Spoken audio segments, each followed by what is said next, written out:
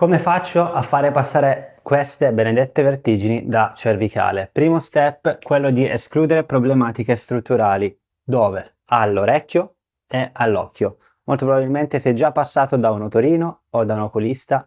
Queste sono le prime due cose. Dobbiamo eliminare o comunque essere sicuri che non ci siano problematiche all'orecchio o all'occhio, perché altrimenti la terapia è inefficace se andiamo direttamente sulle altre due.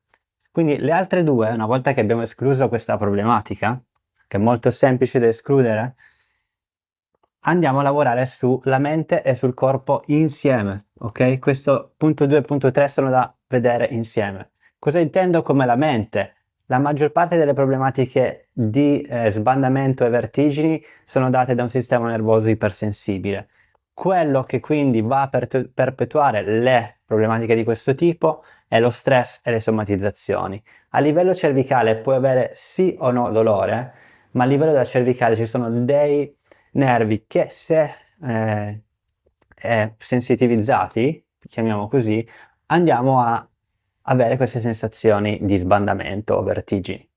Nel corpo la prima cosa da fare è acquietare l'ansia.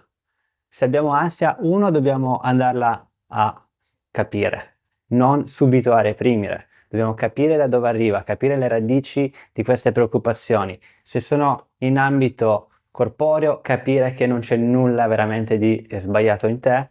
Se sono in ambito mentale, diciamo, dobbiamo andare su quella radice emotiva e capire cos'è che si può fare, cos'è che è in tuo controllo.